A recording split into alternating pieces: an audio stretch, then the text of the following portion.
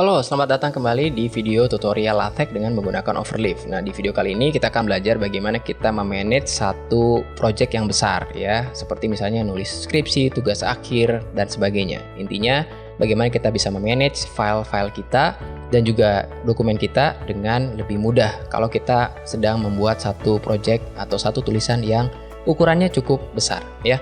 Nah, mari kita lihat, kita seperti biasa mulai dari slide dulu ya.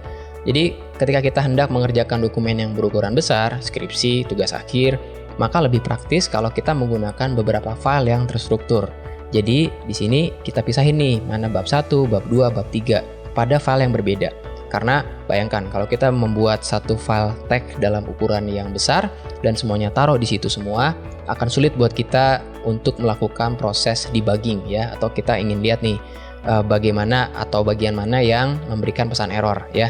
Jadi kita mau pisahkan itu dan juga lebih mudah bagi kita untuk mengetiknya kan. Kalau kita ngetik misalkan bab 1 hanya di file 1, bab 2 di file 2, bab 3 di file 3, maka kita dengan mudah dalam benak kita ya atau dalam mindset kita hanya menuliskan untuk bab itu saja gitu. Jadi nggak semuanya ya. Nah, kita dapat memasukkan file-file tersebut pada file utama dengan perintah kayak gini. Yang pertama adalah include, ada juga include only, kita akan coba lihat di contoh nanti, dan juga ada input ya.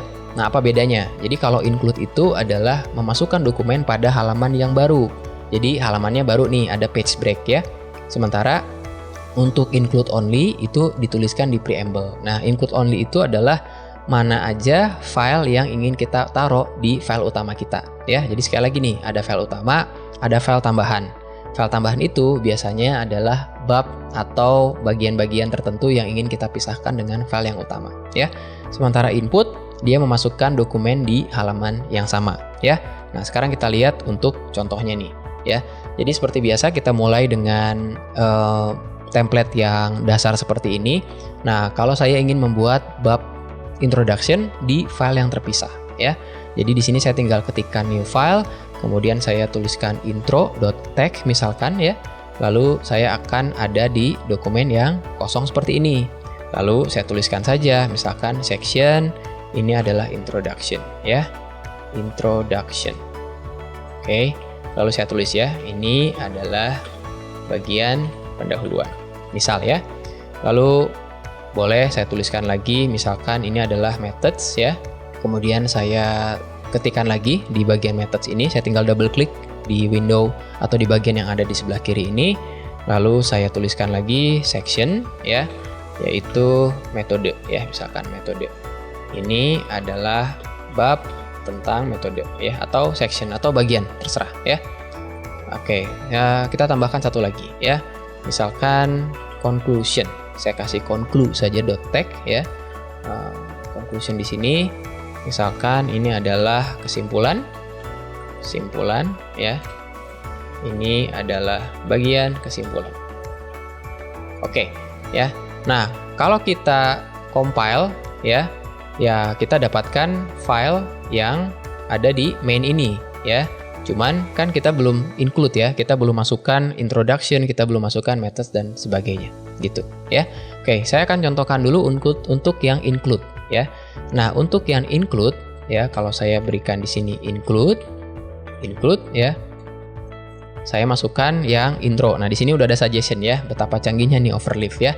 Saya memasukkan yang intro, kemudian saya masukkan yang methods ya, include methods, kemudian saya include lagi misalkan yang terakhir ya, yaitu conclusion. Oke. Sekarang kita lihat, kita compile, kemudian kita dapatkan satu halaman ini kosong. Include, ingat dia akan jadi halaman baru. Nah, ada ya introduction, kemudian halaman baru yang selanjutnya adalah metode, halaman yang baru selanjutnya adalah kesimpulan ya. Jadi ini adalah contoh bagaimana kita memanage satu file yang besar ya. Artinya gini, kalau hari ini saya hanya ingin ngetik tentang introduction, ya udah saya cuma ngetik di bagian introduction saja. Ingat, LaTeX itu nggak usah sering-sering kita compile sebenarnya. Intinya bagaimana kita bisa memusatkan pikiran pada konten yang ingin kita buat di LaTeX ya. Jadi nggak usah sering-sering di-compile ya, kita tuliskan saja. Dan kalau dalam pengalaman saya nggak kerasa ya, kalau di LaTeX itu ya kita ketik aja yang banyak, kemudian kita curahkan pikiran di situ, kita lakukan riset, kita tulis ya. Nah, begitu kita compile, jangan kaget tiba-tiba udah dapat 3 halaman, 4 halaman, 5 halaman. Beda dengan Word ya. Kalau Word itu atau word processor pada umumnya kayaknya kerasa banget kan. Baru dapat 1 halaman nih, baru dapat 2 halaman ya, kerasa gitu loh. Oke, sekarang kita balik lagi ke sini. Kalau saya ganti yang include ini menjadi input ya. Sekarang saya ubah jadi input, saya ubah jadi input juga, saya ubah jadi input juga ya. Maka seharusnya yang akan kita peroleh adalah di halaman yang sama ya. Jadi itu bedanya antara input dan include ya. Sekarang include only ya. Misalkan saya balikin lagi ya ke include lagi. Oke, saya copy biar cepet ya. Nah, di sini ya. Lalu kalau saya compile ya kita dapatkan halaman yang berbeda ya. Nah, include only itu adalah saya hanya ingin memasukkan file-file tertentu saja di bagian atau di file yang utama ini ya. Jadi misalkan include only ya, saya hanya ingin mengincludekan misalkan hanya intro dan juga yang methods-nya ya. Maka yang terjadi adalah kita lihat ya, ada introduction, ada metode, methods ya, tapi selesai ya, nggak ada conclusion-nya ya. Jadi include only ini adalah kita memasukkan file-file mana aja yang kita inginkan ada di dokumen main kita ya. Intinya kalau saya bikin project yang besar sekali, kemudian ada beberapa file, kalau saya taruh include only, saya hanya memilih bagian mana saja dari file-file tersebut yang ingin saya masukkan di bagian utama dari file latex saya. Nah, sama halnya kalau saya misalkan gantikan menjadi conclude ya, conclusion ya, conclude, kemudian saya compile ya, maka yang terjadi adalah ada introduction tapi langsung loncat ke kesimpulan ya, karena methods-nya nggak saya taruh di include only. Oke, jadi itu untuk yang include only ya. Nah, ini saya coba hilangkan saja ya, karena kalau tanpa include only maka dia akan mengasumsikan semua file bisa kita taruh di file utama ya. Gitu. Oke, sekarang kita lihat lagi nih apa yang bisa kita lakukan dengan dokumen besar ini ya. Kita sudah belajar tentang include, include only dan juga input ya. Nah, sekarang kita coba belajar syntax only nih. Nah, ini adalah satu perintah yang saya sendiri baru belajar, ternyata ada perintah seperti ini ya. Jadi pada saat kita udah membuat dokumen yang berukuran gede, besar, maka LaTeX akan membutuhkan waktu untuk memproses dokumen kita. Masuk di akal kan ya? Jadi kalau kita punya dokumen yang udah katakanlah 100 halaman, 150 halaman, banyak sekali kode-kode yang ada di situ, maka begitu kita compile tuh LaTeX butuh waktu yang lama, bahkan overleaf sekalipun ya, dia butuh waktu yang lama untuk bisa compile dokumen kita ya.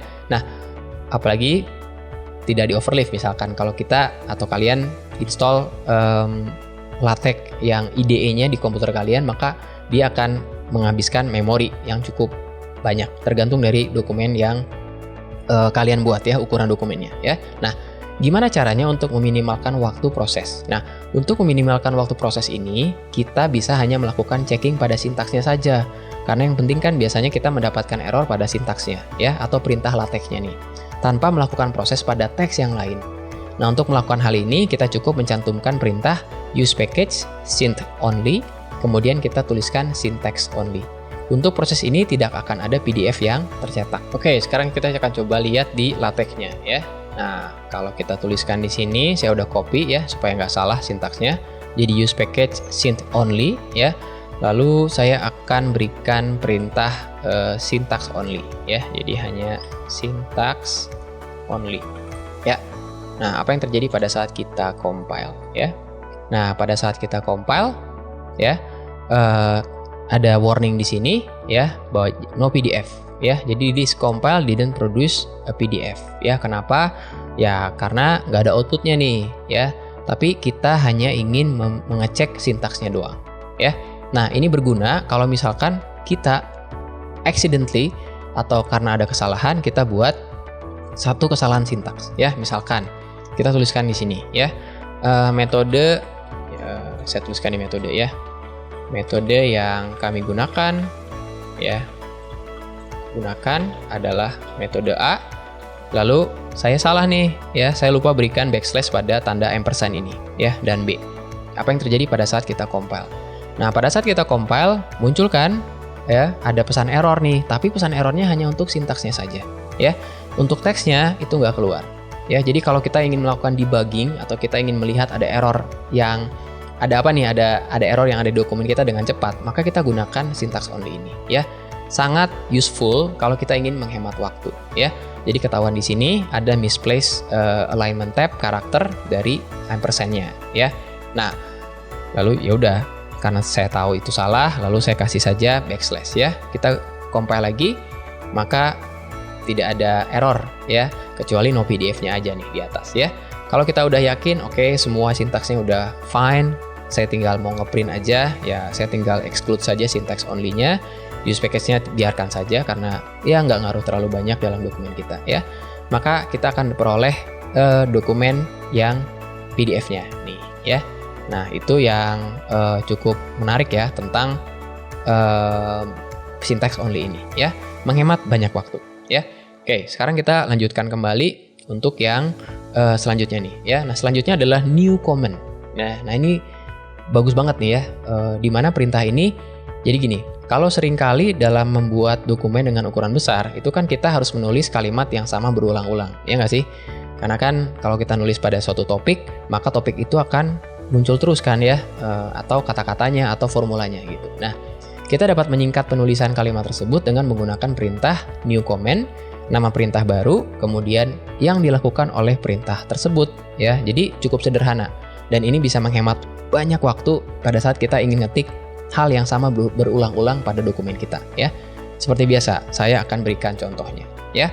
Misalkan saya membuat dokumen tentang kebijakan yang ada di jurusan saya atau yang ada di program studi, yaitu program studi Teknik Elektro, konsentrasi Mekatronika, kemudian Fakultas Teknologi Industri, Universitas Katolik Parahyangan. Kalau saya tuliskan itu berulang-ulang kan memakan waktu cukup lama ya. Sekarang saya mau buat komen baru nih ya. Kalau saya ingin menuliskan satu perintah baru untuk kalimat yang panjang tadi ya, saya tinggal tulis gini. Misalkan new comment ya. Lalu saya buat perintah yang barunya adalah TEKM ya, Teknik Elektro Konsentrasi Mekatronika ya, TEKM ya.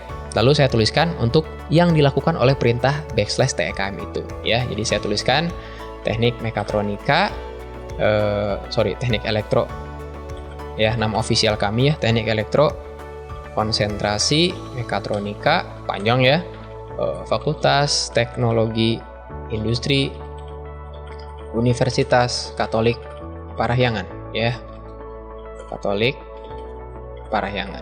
Oke. Nah, misalkan saya mau tuliskan TEKM ini ada di bagian intro ya. Jadi saya masuk ke file intro ya, lalu saya coba hapus, ini adalah bagian pendahuluan. Kemudian saya tulis TEKM. Lalu ingat, untuk memberikan spasi pada sebuah perintah yang tanpa parameter, kita berikan kurung kurawal buka, kurung kurawal tutup, di tengahnya nggak ada apa-apa ya. TEKM, kemudian kasih kurung kurawal buka, kurung kurawal tutup sebagai spasi, ya adalah program studi ya yang didirikan pada tanggal ya, ini adalah ulang tahun dari program studi kami ya, 31 Maret 2015 ya. Lalu kalau kita compile ya, kemudian kita lihat di bagian introduction-nya, maka langsung tuh Teknik Elektro Konsentrasi Mekatronika bla bla bla yang didirikan pada tanggal sekian, 31 Maret ya. Jadi gampang juga ya untuk kita gunakan new comment ini ya. Ingat, untuk kata-kata yang diulang beberapa kali ya. Oke. Nah, misalkan kita punya satu metode namanya metode alpha plus beta. Nah, kita kan ingin menuliskan alpha plus beta berulang-ulang kan di dokumen kita ya. Jadi kenapa nggak kita buat komen yang baru aja nih ya. Nah, new comment. Misalkan saya ingin tuliskan AB aja ya. Kemudian kita ingin tuliskan alpha plus beta ya. Alpha plus beta di sini. Nah, arti dari string ini adalah kalau kita ingin menuliskan simbol matematika pada kalimat ya. Jadi bukan pada environment equation gitu ya.